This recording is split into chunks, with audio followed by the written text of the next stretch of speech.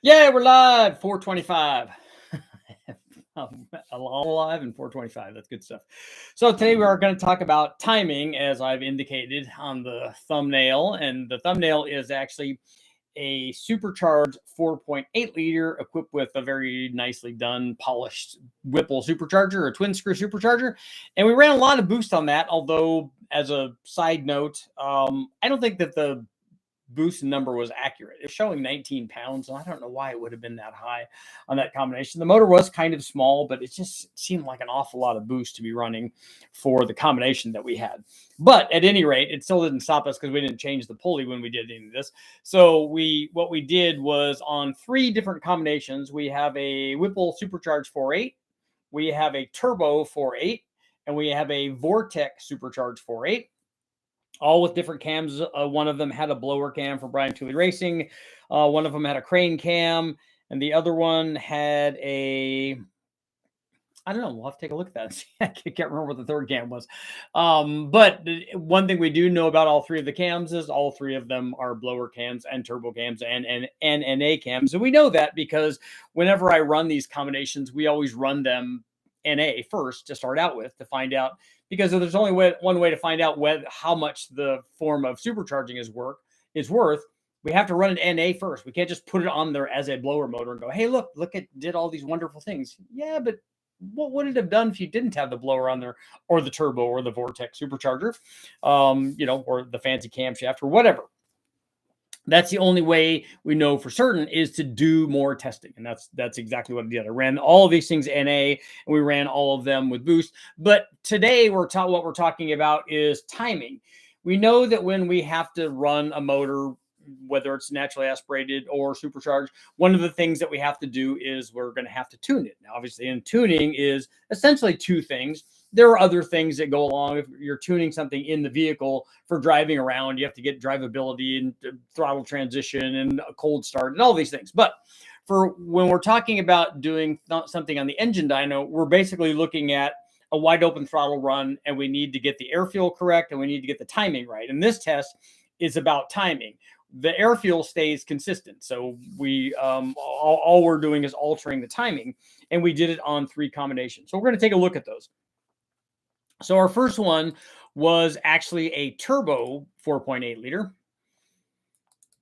And all of these motors had essentially the same, they all had the same short block.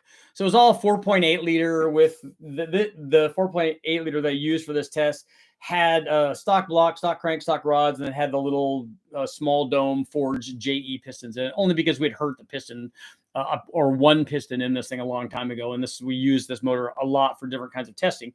So it had that. When we ran the first test, which was with the turbo, we ran this thing with trick flow 205 heads, which that 408 had those on there a lot. We also had a crane 224 cam, so that's the 224, 232 at 50 kind of cam, 590 lift kind of thing, and it had a Holley high ram on it. We ran it with a 76 millimeter precision turbo and 7-pound springs. It had a air to water intercooler on it. We ran it with a Holley like we normally do. And then what we did was we ran it. And the reason that I get this information, I almost always get this information by varying timing, is when we start one of these motors, when we start tuning it, we always start at low timing levels and then dial in the air fuel. And then once we have the air fuel at, like on a turbo motor or a blower motor, let's say we have it at 11.5 to 1. Once we have that and we've scaled that up for different boost levels or different timing levels, the air fuel actually doesn't change dramatically when we change timing. But once we have the air fuel dialed in, and we have it at, in this case, I think we started out at 18 degrees of timing, and we went up to 24 on this turbo combination. So we started out at 18 and then went to 24, but we only do that after we have a safe air fuel. In this case, we also ran race gas in this so that we could do this. None of these were run on E85, I don't think, and all of them would have definitely benefited from E85. But so we started out with our 76 millimeter turbo. We were only running about 6 or 7 pounds. We started out at 18 degrees and went up to 34 degrees, and we picked up 36 horsepower in that combination. We went from 539 horsepower to 575 horsepower. And you can see where timing is, pretty beneficial, and it gets even more beneficial as I show you some of these other combinations. The problem with all of this is yes, you get more power from timing, just like you get more power from boost. but at some point it can become too much and then you start hurting. And this is especially the case with timing. You get up to where it's making the kind of power that it wants. And in some cases, you keep adding timing, you keep making power, and then it blows itself up. In some cases, you add timing and then the power gains level off, and then bad things start happening. It gives you a little bit of like wiggle room there in the semi-safe zone before just tearing the motor apart. Sometimes with 1 or 2 degrees too much timing, it just starts destroying pistons. So I don't recommend that. But it's why people want to keep adding timing to it. The same reason they keep wanting to add boost to it is because it keeps making power. So our next combination was a Vortech supercharged version of this same motor, same 4.8, same trick flow heads. We had a different camshaft in it. This one had a Brian Tooley Racing Stage 1 blower cam on it. It had the trick flow heads. It had the 4.8. It had a Vortech V3 supercharger on it. No intercooler on it. Again, we did have race gas, and we did the same thing. We started out, we ran the thing at a safe air fuel ratio. We started out 18 degrees, ran it up to 23 degrees in steps. But once we added the 23 degrees, this thing added 54 horsepower. And when we're adding timing, we're usually adding timing everywhere, not the same amount of timing everywhere, but the timing curve has a curve in it. It's not the same at 6,500 as it is at 3,500. So we picked up 54 horsepower. We went from 569 horsepower at, this was 12 or 13 PSI. We went from 569 horsepower to 623 horsepower. This thing actually made like 670 or 680, but at a higher engine speed. Once we got there, then we started running more engine speed past where we did this test at. And then the final one was a Whipple supercharged 4.8, the same 4.8. It had in this case, it had stock heads on it, but it was the same 4.8 with the forged piston and stuff. We had an ATI damper on it so that we could use that as a 8 rib to drive the supercharger. It had a 2.9 liter Whipple supercharger. That Whipple supercharger kit included an air to water intercooler because it has the lower manifold that's basically a short runner deal with a common plenum, and then the intercooler is a brick attached to the bottom of the supercharger, kind of housed inside there. And then on this particular combination, we started out fairly low on the timing. We went from 18 degrees up to 23. Oh, no, here we go. We started out at 15. We started out at very low timing and went up to 23 degrees. And this showed a much bigger change in power, mostly because we went down pretty low on timing, where it doesn't make nearly as much power. The odd thing about this test on the Whipple is it showed very, very high like boost. It showed like 19 pounds on the data logging. And I don't think that the boost was that high. I was only looking at the gauge, and I didn't record runs on the Holly because we run all this stuff on the Holly. And I wish I would have to see what the map sensor reading was telling me, but because that seemed like it was kind of high to me. But at any rate, we never changed the pulley or anything. So for all this testing, the boost was kept consistent. So we went from 15 degrees to 23 degrees, and we picked up 114 horsepower from timing. So it's a lot, but we started out fairly low. But it goes to show you what happens if you have to have, I have too high of static compression. I don't have good heads on it. And if you don't have good gas in it, you got to run the timing way down low. It shows how much power. It takes away a ton of power. So it only made 462 horsepower. And this was a motor that made almost 400 NA. So, here, I take it back. It did not. It made 340 horsepower NA. So it went up to 462 horsepower with the blower at 15 degrees. But then when we put 23 degrees in it, it made 576 horsepower. So the power jumped up a lot with the right amount of timing. Again, the problem being that if you add lots of timing, if you add too much, if you add a lot of timing or the right amount of timing, you get really big power gains. But if you don't add the right amount of timing and you try to add too much, then what you get is broken pistons and stuff. But the timing is very, very critical. And the thing that I like about this is one of the reasons that I like E85 is that we can add a sufficient amount of timing. It has charge cooling because it's alcohol based, and it has high enough octane to where that's not a problem anymore. So we can run the amount of timing that we need, getting up near the timing that the combustion chamber runs efficiently at, even though we have boost. And that combination makes the whole system much more efficient and makes a lot more power. But the closer that you get to where the crossover point is, the transition between I'm making really good power to where I'm making broken pistons becomes pretty critical. So, and this is ultra important on pump gas stuff. And we didn't run pump gas on these. This was all race gas stuff. So made, we ran on the Vortech, even with 13 pounds, we ran it with no intercooler on it. Both the turbo had an air to water intercooler, and the Whipple had an air to water intercooler. We just run dyno water through it. So it made it, those helped making it safe. But the combination on those two, supercharging and high octane, and then we had enough high octane and non-supercharging on the Vortech one that all of that worked out. Timing, very critical, just like boost, but don't try to have too much. So let's see what you guys got going on this weekend. The weekend. Eric, Turbocentra, how's your Turbocentra running? Howdy. The PCM needs to be adjusted. Yeah, yeah. Well, in this testing, I was using a Holly, and I was controlling the timing. That I don't run it under closed loop, so I determine. I'm the one that tells it how much fuel it gets, and I'm the one that tells it how much timing it gets. I just build the curve in there that I want. And having run, stuff like this for 30 years, we know what it does. Bad air or fuel, bad news for the engine. Yeah, actually, of the two, timing is much more critical. You can get away with a lean air fuel mixture. A rich air fuel mixture just means that you're not going to make power.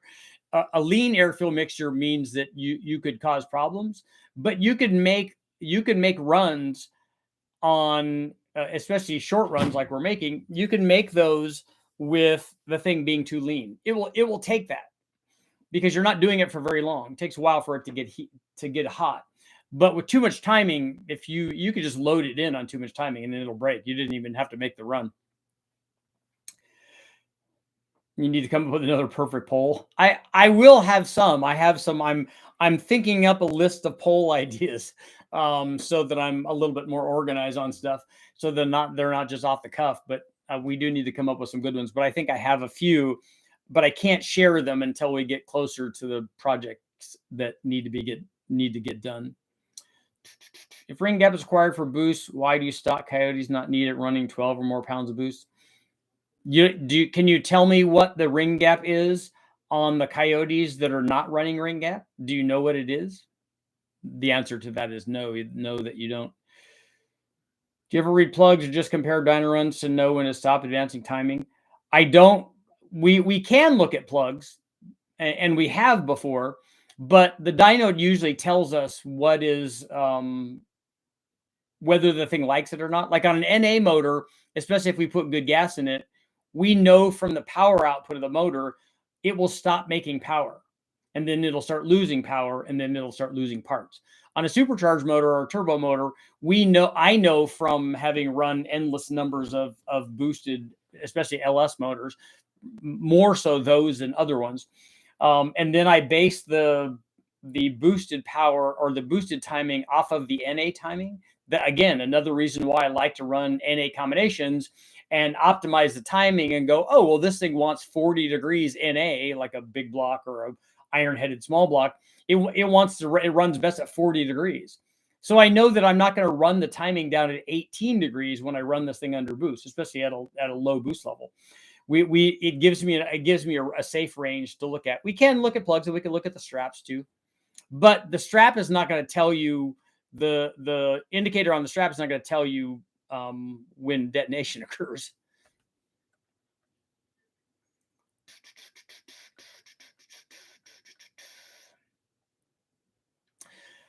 Greetings, Dennis. What's going on? Tim's here, just getting back from MTB ride in the garage, mocking up a turbo and LS for a 57 Dodge wagon. Nice.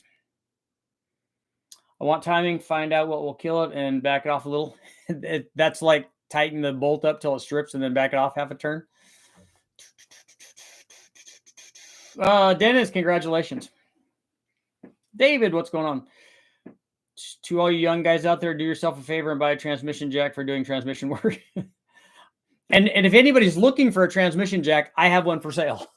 Actually, it's not mine. It's the young lady that has all the Pontiac stuff, and she has that and engine hoist and all that stuff. So if anybody's looking for any of that stuff, I have some of that stuff.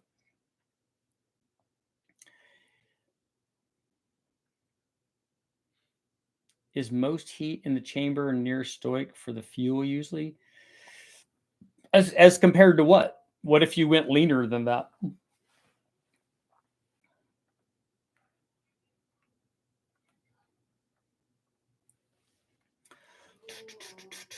Help my dad get his M35A2 2.5 ton truck running. 3 gallons of E85 mixed with 5 gallons of diesel and about 30 minutes of bleeding the ejection pump. Fired off and purred like a kitten. Was that the issue? Did you have to purge all the air out of the diesel lines? All the injection lines. Camaro, what's going on? I have an NA tune, good, and 2-step working. Nice. Started on boost tune. Made 5 PSI at 3,500 with launch control today. Oh, that's cool. So do you have Turbo Sentra, if you're starting off on launch control already, have you already made passes like at 5 pounds, some sort of low boost level, like at all the RPM ranges? Have you done that first, or are you going to the launch control first?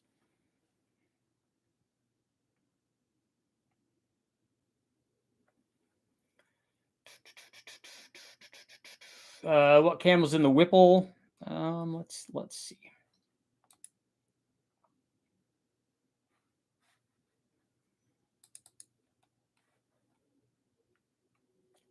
A stage 1 blower cam for Brian Tooley Racing was in the Whipple. The crane cam was in the, let's see.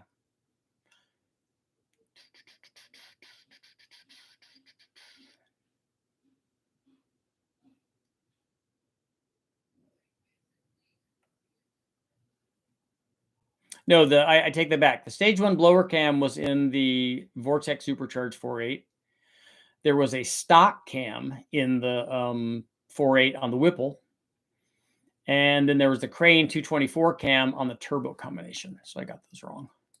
I was incorrect. Dear. Did you get a lot of rain and snow? I guess the Sierra's got a bunch. I'm sure they did. We got a ton of rain. It was ridiculous here for a while. It was, and a lot of wind too.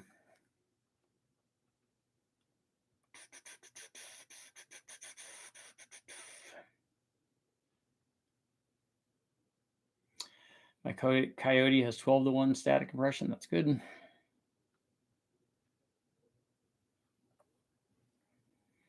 My Nova seems to run best at 36 degrees, but that's probably due to the bathtub chamber 441 heads. Want to go Vortex for better flow and compression? What a Vortex like? Usually less. And 36 seems about right for a small block Chevy head. That and Fords are like that too. They're always in the 35 to 36 range. Hopefully next week I'm getting a 3500 HD with an 8.1 in it. Nice. If you're trying to install a 4L85E with a deep pan and converter installed, use a transmission jack. Did you drop it or something?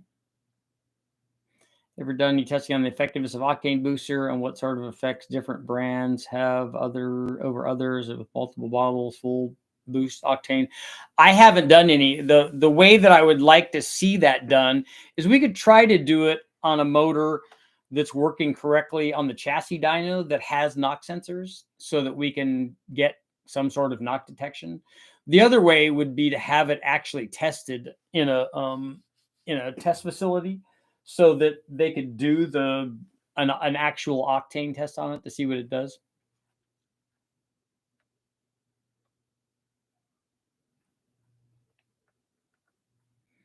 Okay, Sentra, you have made passes with or acceleration runs with the boost. Cool. So Scott, don't forget the converter. Did you forget the converter with the trans up?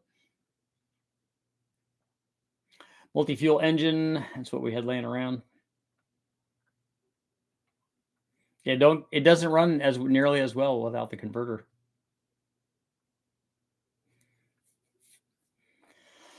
Turbo 5.7 Hemis, turbos, Hemis like turbos. Just really, you could substitute any word in there for except for Hemi.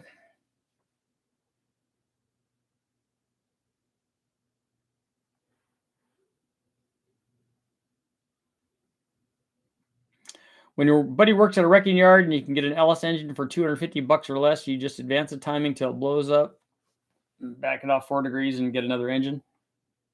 Yeah, you could do that.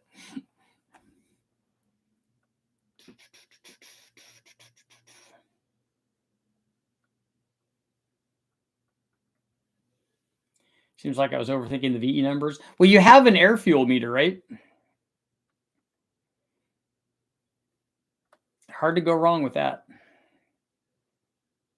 I think an LQ4 with 243 heads and the BTR Stage 3 truck cam will make 400 horsepower. It will definitely make 400 flywheel horsepower. It will make more than that.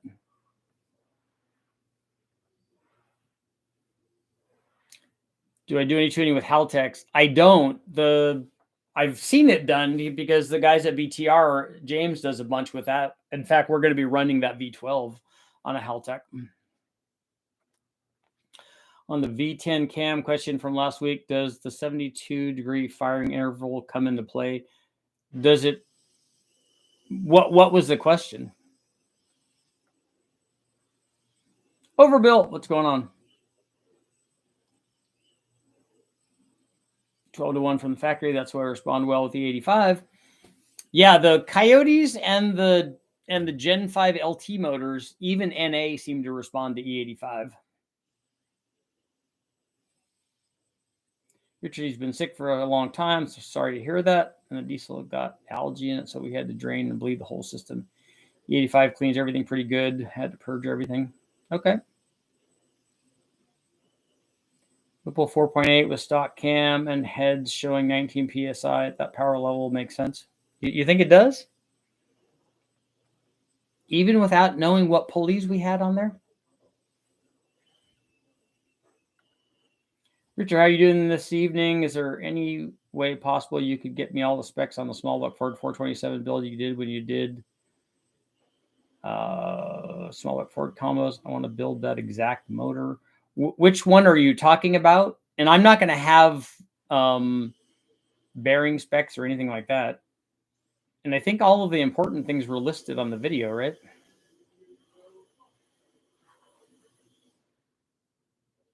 LQ4 is a 6-liter. Yep. 243s are good.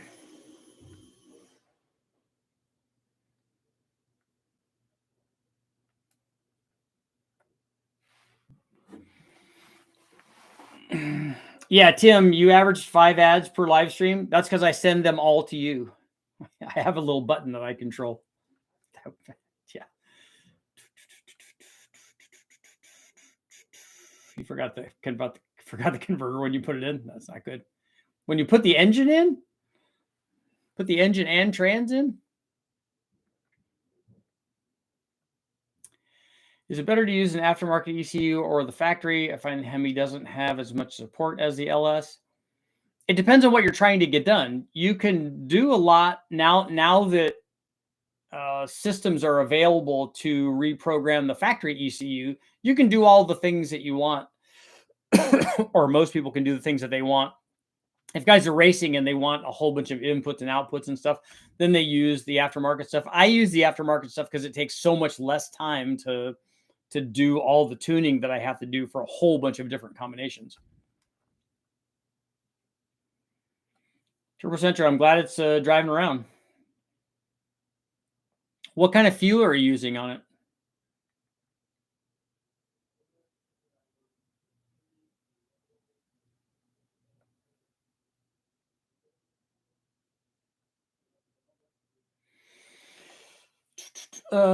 Joe, yeah, Scott's right. A 231 cam would put you near 500 horsepower flywheel, and then that should be near 400 horsepower at the wheels. I have a 5.7 Hemi. I want to build on it. What should I do? The 5.7 Hemi responds to the same thing that everything else does, or certainly that an LS does. The first thing you'd want to do on a Hemi, I don't know what year it is, but cam and springs is the first thing. The factory heads and the factory intake are actually pretty good. And if you want to go more than that, then you can look at those other things. Any vids on high port small block Ford heads? Yeah, in the small block Ford head test that I did, I don't remember which one I think parts 3 and 4 had high port heads on them. They didn't do that well. I was surprised. They came from Ford Performance Solutions. They were ported versions, but I like those heads. And I've seen very impressive dyno and drag race numbers with those heads, but these didn't do that well. I had those on my Mustang early on, but they were as cast ones. Working on a 2008 Chevy van with a 408 hooked to a 480. Chevy had zero faith in the 4060. Nice, even with a 4.8. Plan on doing any more of the 292? Yeah, I want to do some more stuff with the 292, and also with a 300 Ford.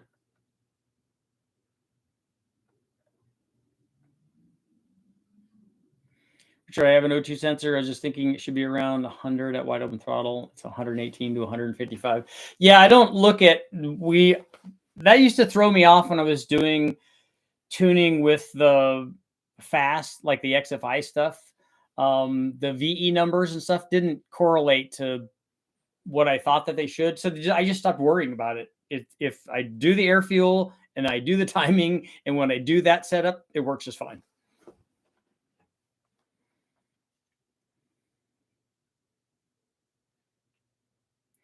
Could a lumpier cam you'd want to use on the modular V8 be used with a V10 due to the smoother power delivery caused by the 72-degree intervals? I don't really have a feel for that. I don't think so. Normally what the camshaft, how big the cam is, the cam bigness, I would say, for lack of a better terminology, is really related to what the displacement of one cylinder is. So we have a V10, but we also have essentially the V10 is a 5.4. So whatever the cam is going to do in terms of idle quality and that stuff on the 5.4, it's probably going to be really comparable on the V10. And since I found out from all the good people here that know more about V10s than having never taken one apart, that the piston's so far down in the hole that we can get away with any compression, I just went bigger in camshaft because I already ordered the cams. Steve Moore's son has a turbo small block Ford Mustang that runs 9s. I'm shocked people LS swap Mustangs so much. Why? You can run 9s with an LS too. A turbo anything runs, you can make lots of power with. But you can certainly make a lot more power with a stock block LS, like a 5.3, versus a stock block 5-liter Ford. Trans was in the truck, but I don't like to leave the converter hanging on the input shaft. I had the converter on the table. Okay. Richard, if you use 799 or 243 heads from a 6-liter on the 5.3, are the combustion chambers bigger than the cylinders, meaning they overhang? It's not extreme, but yeah, they do overhang. The inside diameter of I guess for lack of a better term, the chamber is bigger than the bore size is. But GM put those on there like that. That's why when you pick a head gasket, you don't pick a head gasket that matches the cylinder bore. You pick a head gasket that matches the combustion chamber, because otherwise the gasket's going to overhang the combustion chamber. Not that the bore isn't already doing that.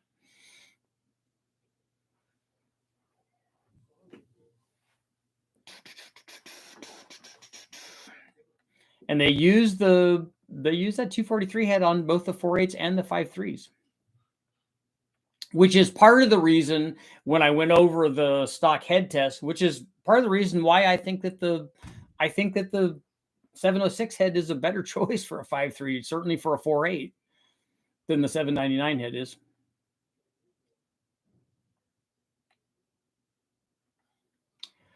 I bet a stock cam, stock head, 340 horsepower, 4.8 needs 19 PSI from Whipple to make 576.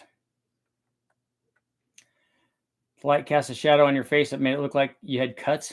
Oh.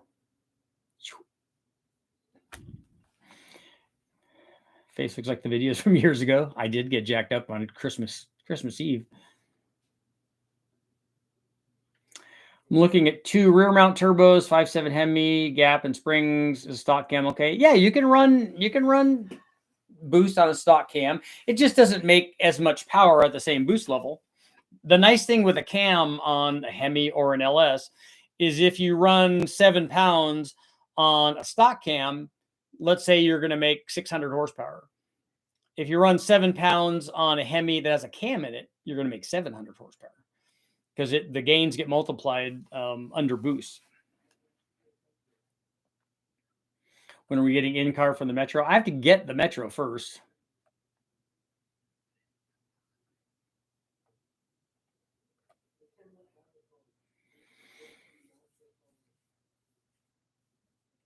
It was the 5 small look Ford comes. So which heads did this 427 have that you're looking at, Jonathan?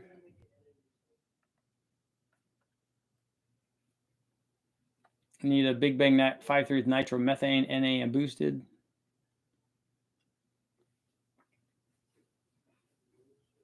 Yeah, I think that part of the problem with that is thank you very much, but part of the problem with that is getting enough fuel to it.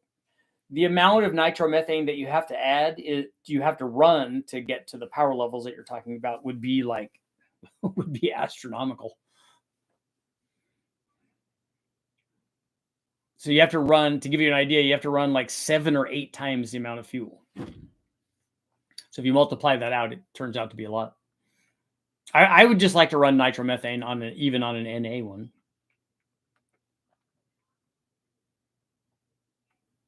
Special Agent, good evening, gentlemen. I just drove LA to San Diego with the live data up on my 5.3 to watch what timing does. Stock 2002, the timing moves around a lot. Sits lower than I expected, though. So you were watching the data logging. The timing will move around while you're cruising, especially if you change throttle angle and load at all under cruise. The timing can bounce around by 8 or 10 degrees. It could be quite a bit. I remember watching that with my Mustang when we had the crane interceptor. When we're cruising, I'm like, wow, it has like 46 degrees of timing under cruise. The specs for the V10 cam are the Extreme Energy 270 cam.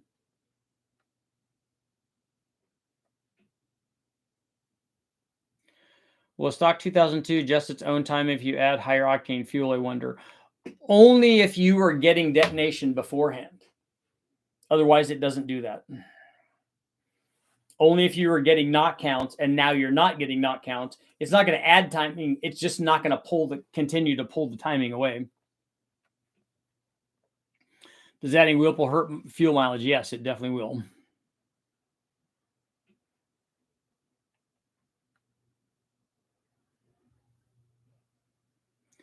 Is there enough meat in a 7-6 casting to accept bigger valves from the 799 heads and be able to get proper bowl and throat percentages on porting? Yes. A 2-inch valve. Actually, when the guys from Total Engine Airflow do the stage 2 706s, they put a 204 intake valve in there.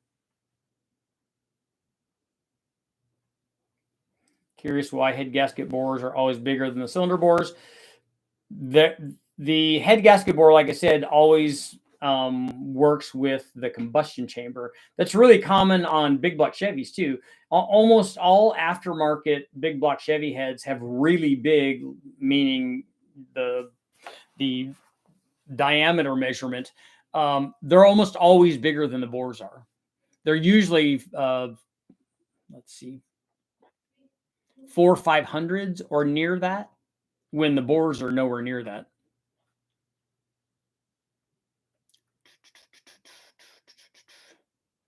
You need a compound interest result cam. Yeah. I hear you. Construction season is about to start again. It was very easy to go from E85 to methanol. Can I add more timing in the NA area? 8-to-1 compression. I'm running 20 degrees now. No knock sensor.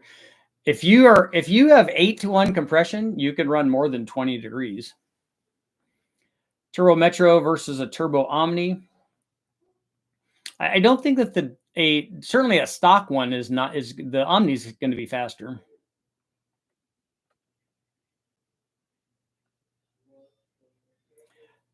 Seems like the stoic for nitromethane is 1.7. It is. That's why I'm saying it needs a lot of fuel.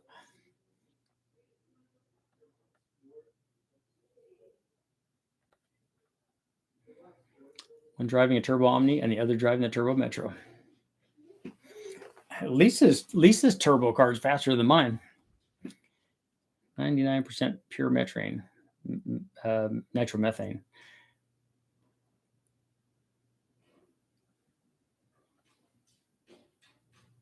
42 gallons. Yeah, I think I thought that Garrett was saying that they bought a 5-gallon pail and it was $300 or $400.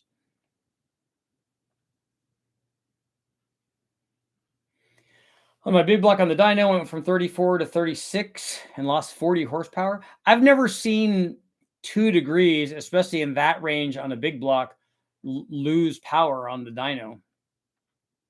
And certainly not 40 horsepower. Seems like a lot.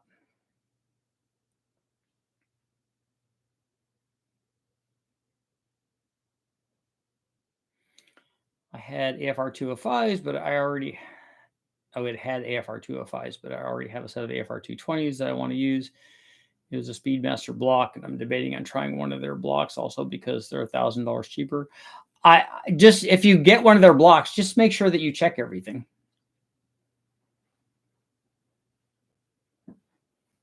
Yeah, overbuilt. I saw the video on the Cletus's deal. That was pretty cool.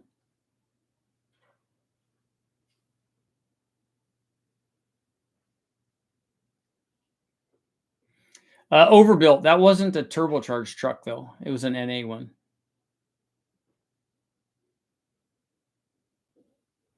I want to see if the internet's right about melting the turbine wheel out of the turbine with nitromethane. When will BTR start making shaft rocker arms for AFR and trick flow cathedral port heads? Currently, they only make them for LS3 heads. I don't know why they're not doing cathedral stuff.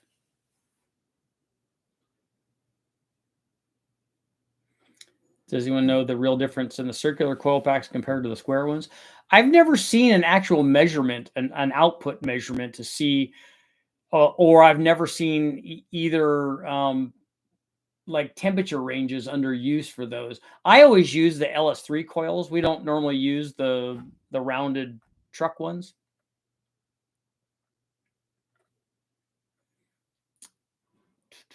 The BS show, there's no poll up there, so you didn't miss anything.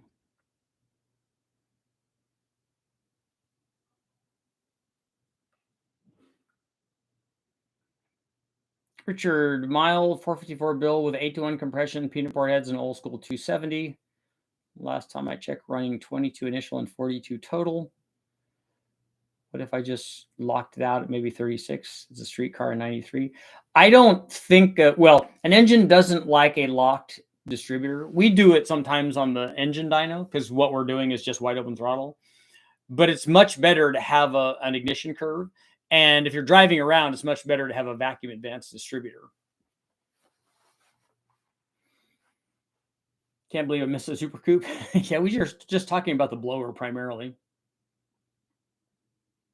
Have you seen the Triton V10 with Cobra heads?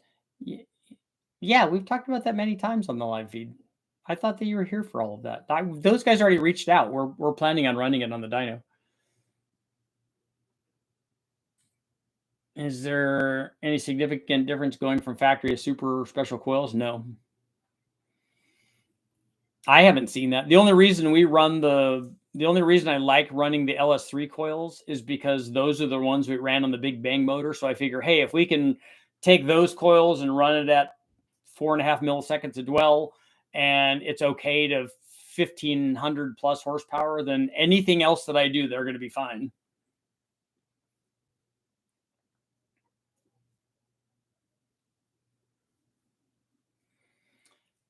Do you have any friends at Trick Flow I can call and get some information on the box intake? No, I don't think that they have a date for me on that. Which turbo would be best for adding torque below 3,000 on a 6-liter LS towing, 86 pounds?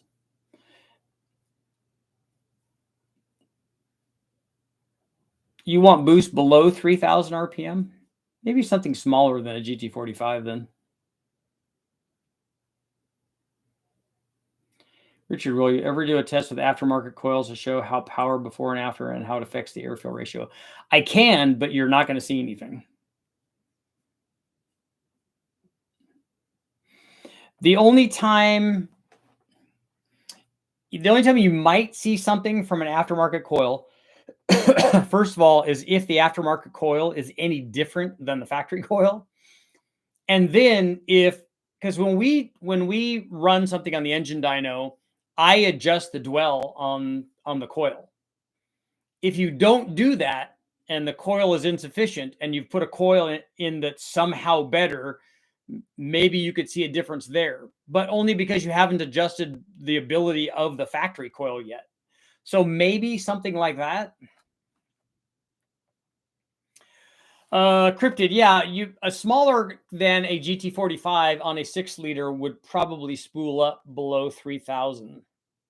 I'd have to go back and look and see, like the little 76 millimeters turbos from or a 72 millimeter from CX Racing, one of those, or a GT3582. If you're trying to make low boost and you're not trying to make a lot of power, then the smaller turbo works fine.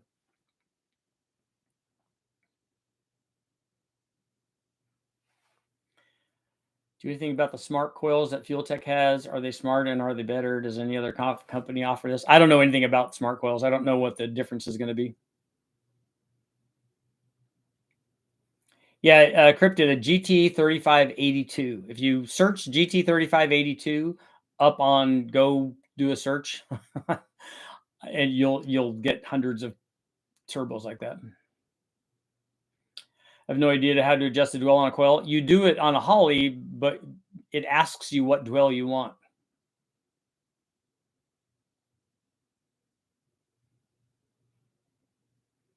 Richard, Ford EDIS coils, wasted spark, old stuff are not good for boost, or just curious if you know. We've made lots and lots of boosts with supercharged and turbocharged and nitrous Cobra motors and various boosted motors. I can ask Mahovitz what he uses on his, but we've never had a coil problem on a boosted mod motor.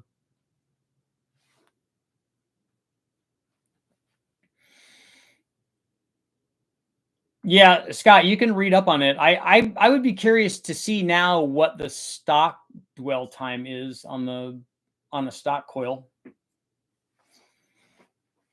I would be curious. Oh, we do need to have a pole though, right? Is there any downside to a 4-inch stroke on a 5.3? It's going to help you make more displacement and more power.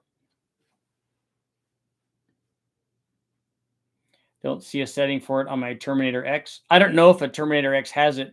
You need to go to, I don't know how the Terminator X is set up, but if you go to ignition and custom, like when you don't want to just pick 58X or 58X or 24X, and you can put in custom stuff, then you can go in and adjust the dwell on the coil on an HP or a Dominator.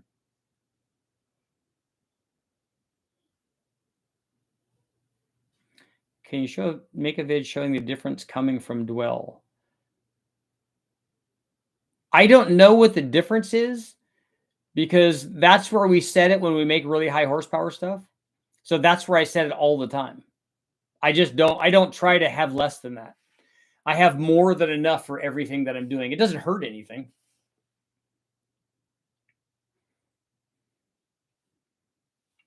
Have you had any dealings with 4-valve LS motors?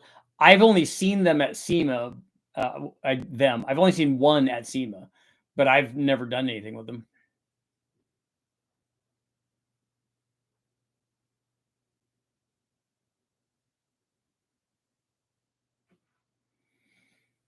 Yeah, so if you want to put a stroker in there, it will definitely make more low-speed power. It'll make more power everywhere as long as you have the cam timing and the head flow and the intake to feed it, but it will definitely make more low-speed power regardless.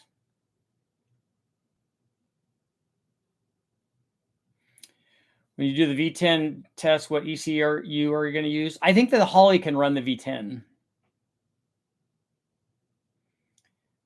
Have you tried running a GTP 38 on a junkyard motor? I don't know what that is.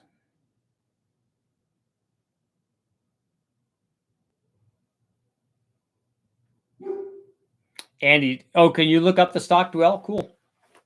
I did. Dennis, I had pizza last night or the night before.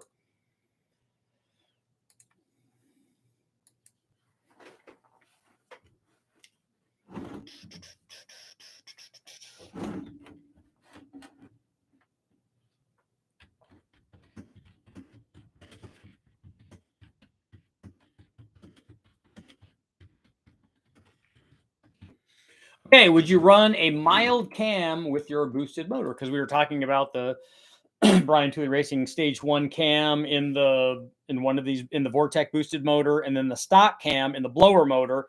The turbo motor actually had the biggest cam, and that 224 crane cam. I would rather put a Truck Norris or some sort of a Chopacabra or some small cam in it.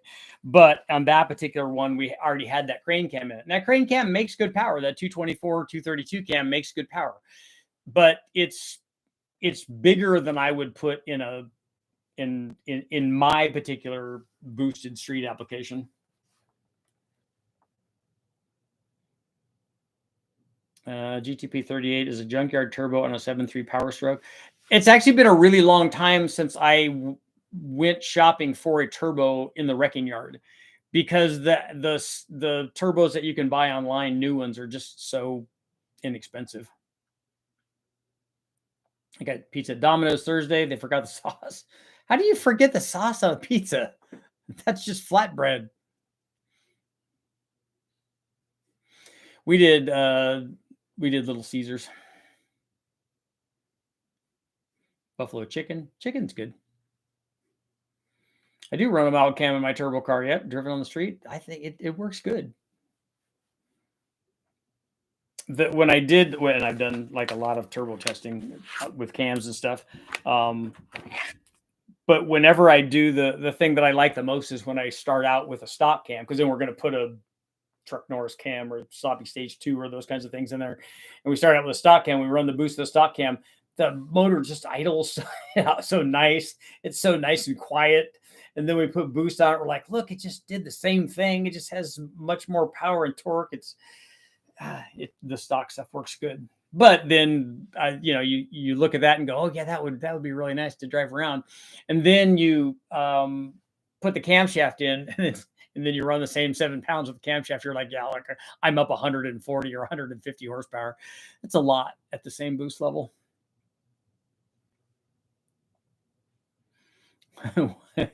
Jet, where's the chicken? Deep dishing.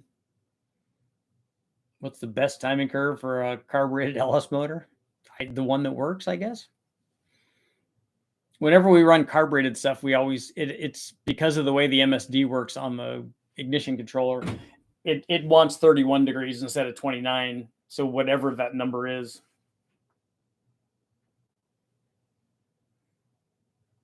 I own a 2010 C6. After research, I believe it's the fuel pump relay. Any idea on the fair price to pay to get it fixed?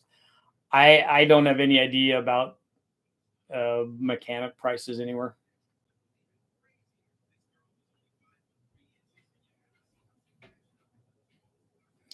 Richard, do you ever see turbo back pressure equal to or lower than boost pressure? If so, is it possible to achieve this without extreme turbo lag?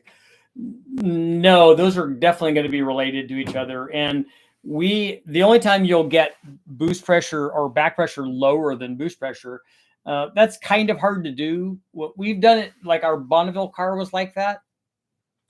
And the S475 on the 4.8 was like that. The T6 one, the Summit one, was like that. Some of the all of the Big Bang motor, well, the Big Bang motors that I did with the twin S475s all had lower back pressure than boost pressure, but you're going to pay a response penalty for that. And I wouldn't worry about back pressure being higher than boost pressure. It's going to do that. I mean, that's a function of the way that these things work.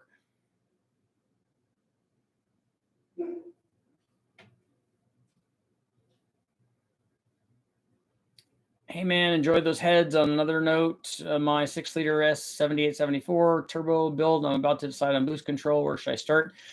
Or do you have what ECU do you have? Do you have a factory ECU? Do you have an aftermarket one?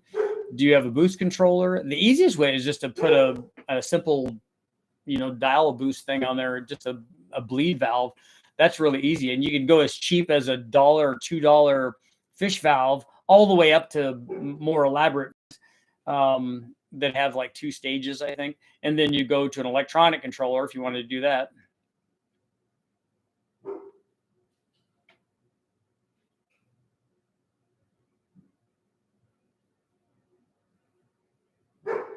Should steal the idea from Tony and add a pizza button to buy pizza. That'd be cool. Didn't he have somebody deliver him a pizza too? I thought that I saw something about that. Tommy, your Holly Dominator will control boost. You just have to have the solenoid to do it.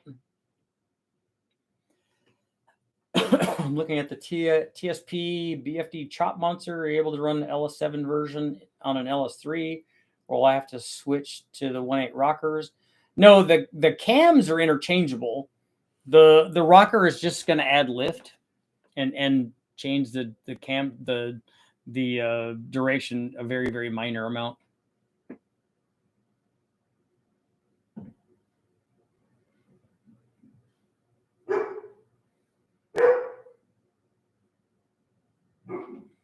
Pizza machines do most of the thing now, drops out the right amount. I know. I was watching them make. It's fascinating watching them make stuff. My family had a pizza place when I was young, and I worked there, and so I know how to throw pizzas and stuff. And it was cool because we did all that by hand. But I was watching when we were at Costco, when Lisa and I were at Costco, I was watching the pizza thing that they do, and they just have a little squirter and they have a little spinning tray that they put the pizza crust on, and then it just spins around and squirts the stuff. We put it on with a ladle and swirled it around like an artisan. But it was cool.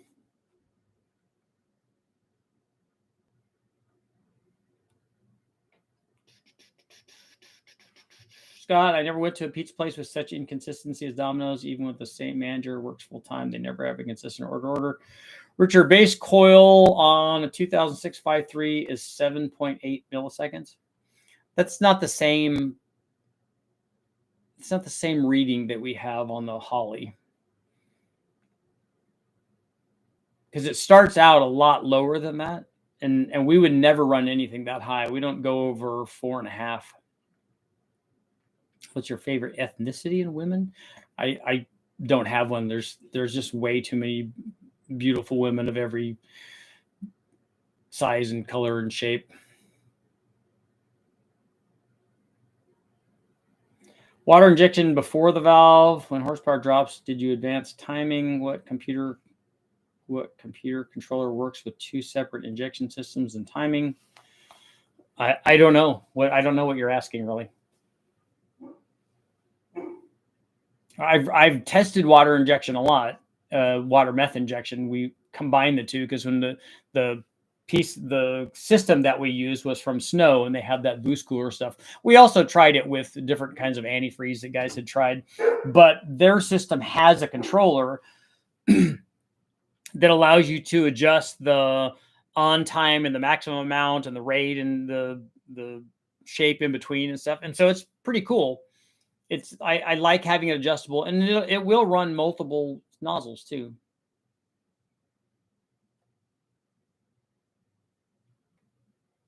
Will a factory style GM HEA coil and cap distribution work for a carb swap 95 LT1? Yes. I don't know about. You need to make sure that big cap fits, but I think it will. Crash the 49cc again. Dang, Robert, what's going on? You need to be more careful. It's too much power. Costco has huge pizzas for $10. Yep.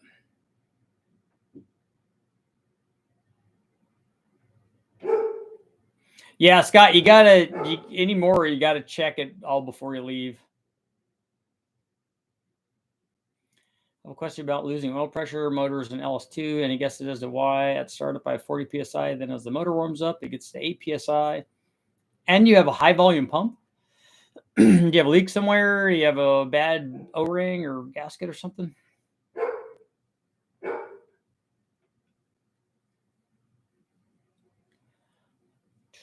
What conventional carb is best for a stock 350 with 202, 650 brawler, or 750 with or without headers? We'd need to know more on your small block. If it's got a stock cam and stuff, then 650 is fine.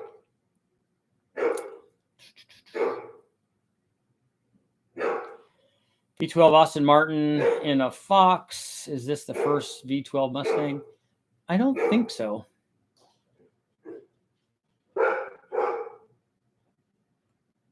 And Eric, what liberals are you asking for fries from? We have the same issue at Bojangles, chicken and biscuits. 9 times out of 10, they forget the biscuits. Yeah, you can't forget the biscuits, man. That's why you go there. Can you run more boost with a mild cam? No, that's not how that works. In fact, the boost will be higher with a milder cam. Certainly a stock cam. So if you have, well, I take that back. If you have a supercharger and you run it with a stock cam like we did with the Whipple, and then you put a cam in it, the boost goes down. If you run a turbo and the turbo is just set to make 7 pounds, it'll make 7 pounds with both of those cams, which is good because you get more of a power gain. But if you want to make the same power with a cam, you could do it at a lower boost level.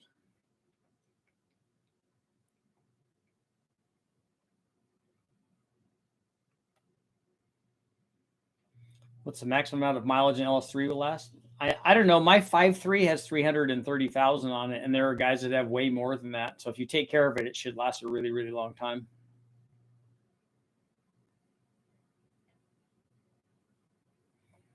What's the most boost you've run on a junkyard, stalker block, and heads? The Big Bang stuff is the highest boost I've run on anything. That's 29 pounds.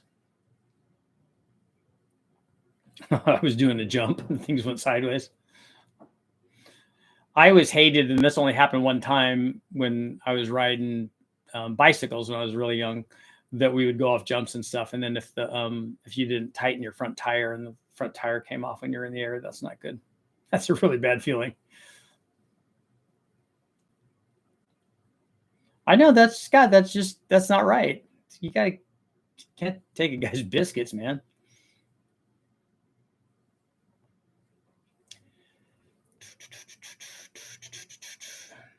Looking for the stock tune changes dwell time according on modifiers such as air temp and stuff. Okay.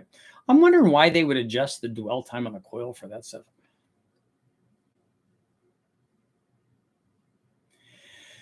If we're talking about cams, how bad will a stock converter be with a sloppy stage 2 cam on a 5.3? That it's not going to be great, but guys do it.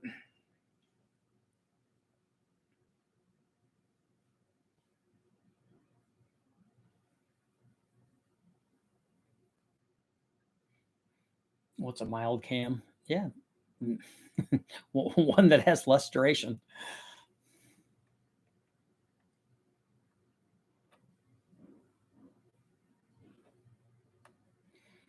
Yeah, Scott, I feel the same way about the mild sauce from Taco Bell.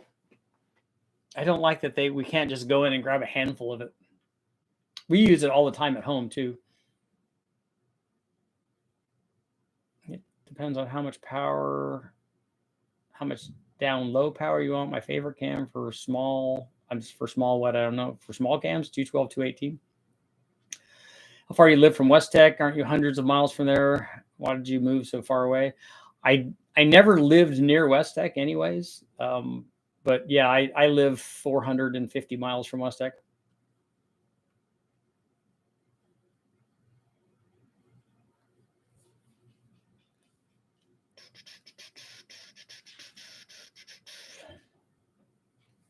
Biscuits and mustard? I don't think I've ever seen that. Yeah, the front wheel's not good.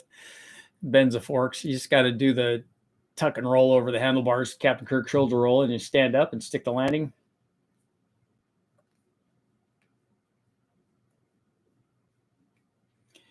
Have you thought about making a variable runner intake for one of your projects? Yeah, I've made adjustable runners a lot. Oh, Scott's all hopped up on biscuits now. Dennis, you like the extra hot sauce? I don't. I only like the mild sauce. That's my favorite one. Utah, have you done that? Have you done a 300 RPM stall converter on a stock cam? Because a converter change, I think, would be sizable on a truck. How long you've been live? We've been live for, it's almost time to go. It's been an hour. Yeah, or broken ribs. I've had my most exciting moment on a bicycle was coming down our hill, our Wyckoff Hill, at maximum speed, because you're racing with your buddy, and a car came around the corner coming back up the hill, and I just like tried to ease over a little bit and just ever so gently tap on the brakes, but it did something. It locked up, and I think it broke the clip, the retainer on the lock, and that swung around. The back end started getting all wobbly, and it just pitched me right over. I was probably going, I don't know, 150 or something. It felt like down this hill on this bicycle, but I was always really good at like gymnastics and stuff, and so I did a tuck and roll. I had to do 2 or 3, and I got up. The bike was jacked up. It hit a car. And then the guy in the car turned around, he stopped and he got out. He thought for sure I was dead, but it was, it all worked out okay. And my buddy that was with me, Harold, stopped. He's like, I kind of thought that was the end of you. I said, when it started getting, it got speed wobbles, and I'm like, oh, this is going to be so bad. Do you sell tunes? No, I'm not a tuner. You saw my question about the electric supercharger. I've seen the video on his, but he's put a lot of work and effort into that. The amount of power that it takes to drive a supercharger to make a given amount of flow and pressure is like the amount of electric power that it takes for that is a lot, because it's the equivalent of 100 or 200 horsepower. And to create that is, don't create that out of thin air. It's difficult. And all these gimmicky ones that you see on eBay, they're not really going to do anything. It's like trying to do it with the leaf blower thing.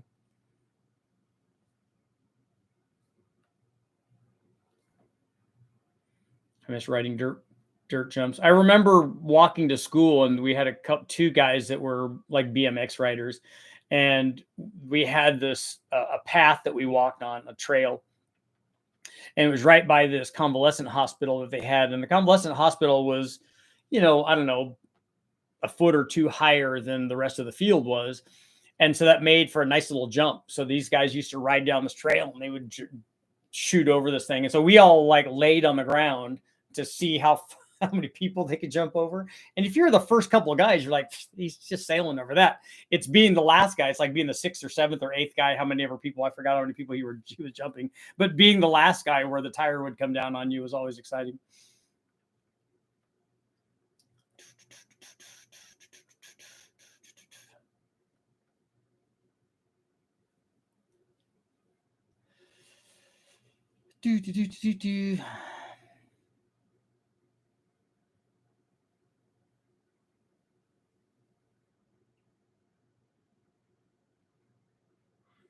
So your BS show, that's what you're going to do? You're going to make a 48-inch runner?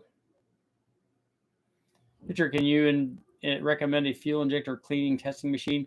The only one I've used is the, what is it, NSU or something? I'm trying to remember what the name of it is. The Westech has an ejector flow machine, but it's also a cleaner though.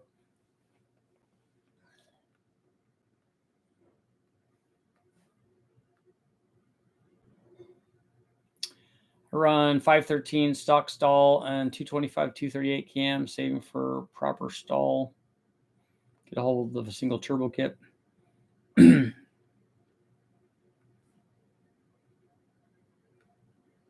513 gears or 513 time? Cryptid, yeah, GT3582. What's a good starting and running timing on a LS?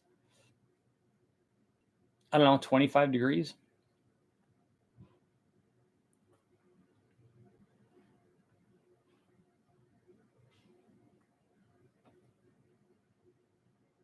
Richard, have you ever built a tall deck Chevy for Marine? Nope. I've never done a tall, well, have I? No, I've never done a tall deck block.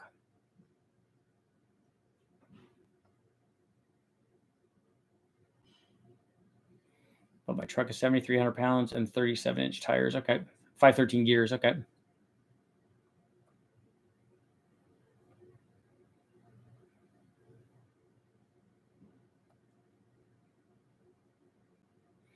You recommend a cam for an L92 going into a 67 Impala? Yeah, take a look it up on the videos I have on 6-liter cams. Be the same thing for an L92. If you want lots of power, you're going to go with a 231-ish cam. If you want good drivability and stuff, it's going to be like in the 220s. Oh, Scott's going to Bojangles. It's on. So close our poll at 87%, saying yes, that's actually a pretty solid percentage. I like it. It's no 100, you know. It would have been nice. We'll end our poll there. And on that note, though, it's a weekend. It's time to go. Got stuff to do. We were watching my son, my whole family was down there watching. We were watching Messi and Suarez on Miami play. They won 5-0, which was they were playing Orlando City, I think.